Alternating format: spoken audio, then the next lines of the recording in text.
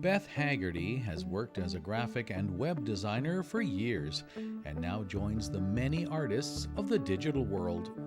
Just manipulating images and color balancing images for a long time, and it was just a natural progression into using images in an artistic way. Often, digital artists work at their computers in isolation.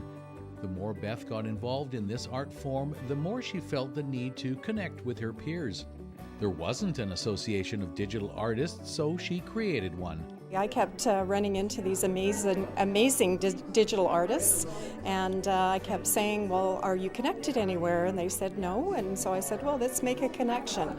So that happened back in 2009, and we've been building and growing steadily, and have had an opportunity to do some group shows over the last year and a half. And so digitalartokanagan.com was born. It's an online gallery that features 16 artists from Vernon to Oliver, where people can meet a variety of artists and see their work. Some are avid photographers that have moved into the digital realm.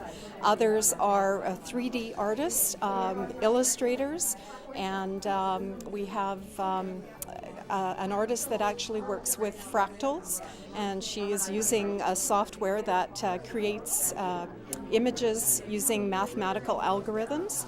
So it's very diverse and quite exciting.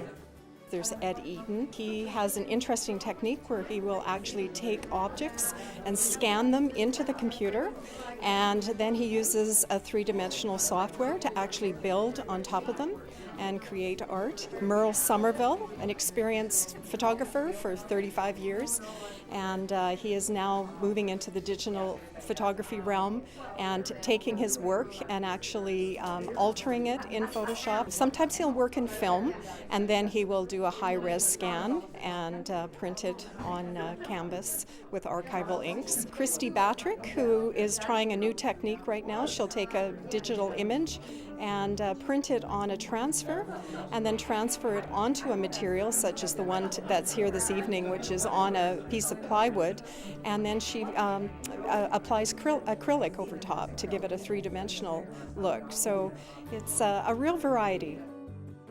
It's just absolutely amazing what these digital artists are doing here right in the Okanagan Valley. That's one thing that I always tell people: you can never believe what you see when you look at an image, because I know how it's manipulated and changed. For Go Okanagan, I'm Wayne McDougall in Summerland.